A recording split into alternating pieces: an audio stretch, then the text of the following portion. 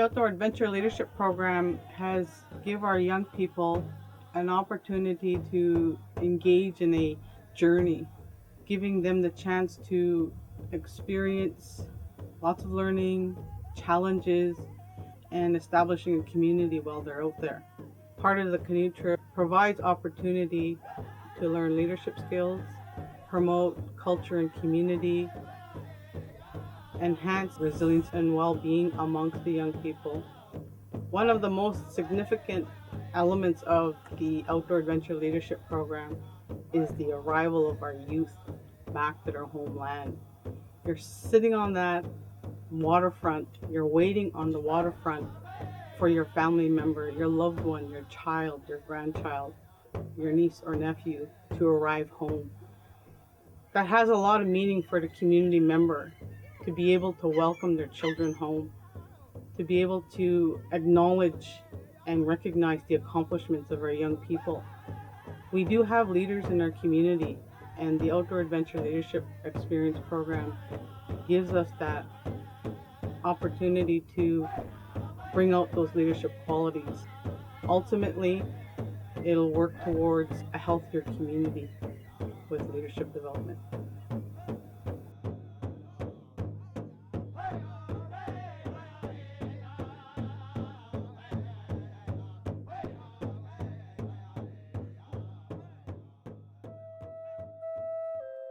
One of the characteristics of resilience is self-reliance. And self-reliance is this increasing belief that you can rely on yourself, that you can count on yourself to do things, that you don't need to please other people. It's a sense of balance. The youth are taking control of their emotions and viewing things in perspective, and they're able to take what comes and moderate it in their thinking and then alter their expressions. During an outdoor adventure experience, it's really a unique time where the youth are sort of removed from their home environment and they're placed in a group, and sometimes they don't know other people in the group very well. And they learn over time to develop relationships with other people in the group. And they're also in a context where nature is the teacher. Rapids and storms and rain and all kinds of adventures that ensue. And these adventures help form the group into a tighter group, and they become communal and they rely on each other. So the sense of self-reliance is also related to a communal reliance, in that the team needs to count on members of the team to overcome obstacles. With a sense of self-reliance and communal reliance, these youth are set up to succeed in life beyond the experience in the outdoors. And that's one of the most satisfying things from an experience like this.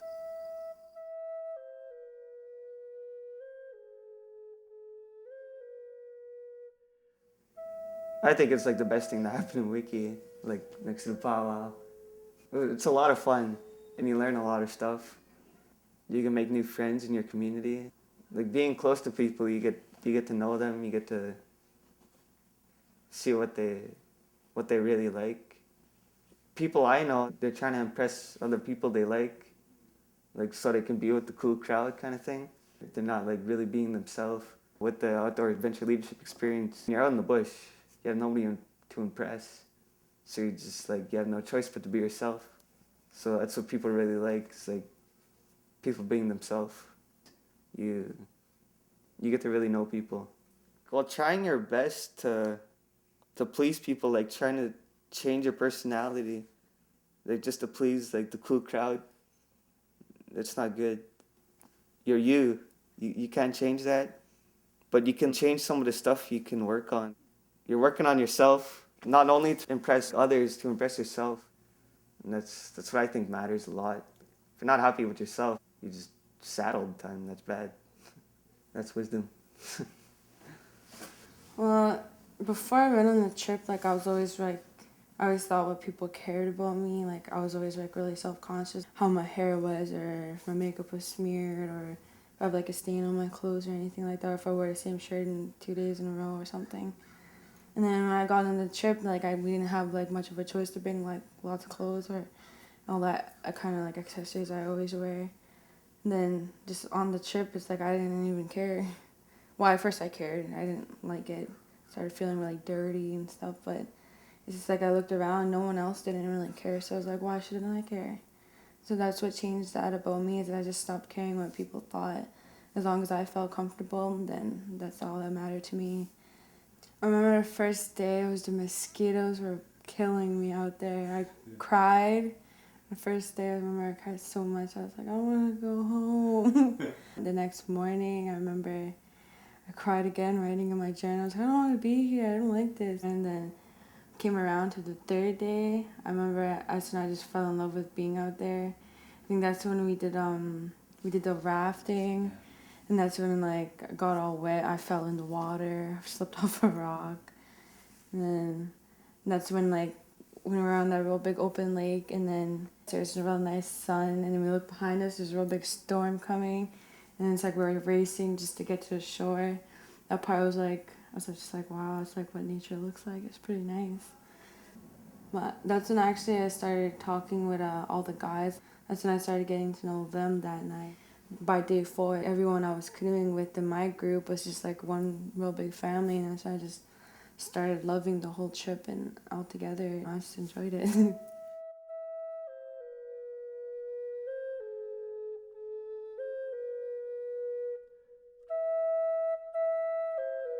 After that trip, I became a really independent person. I don't really go out anymore. I just like to stay at home with my family and play with my little brother and little sister and stuff. I don't really have much of friends anymore. I feel better being with my family though, because like a lot of my friends just do like drugs and stuff, or at a time they want to hang out with me. So if they want to get high or drink, and I don't know, I just don't enjoy doing that anymore. Just being sober with my family is really I love to do now. And when I went back to school, I started like going downhill again in the beginning. Then I don't know, I just started realizing like I'm not that same person anymore. My average went from 23.5 to 84.5 at the end of the year.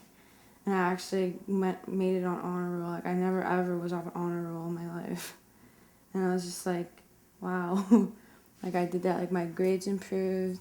My attendance was like excellent. I got like an award, $95 for being perfect attendance at school.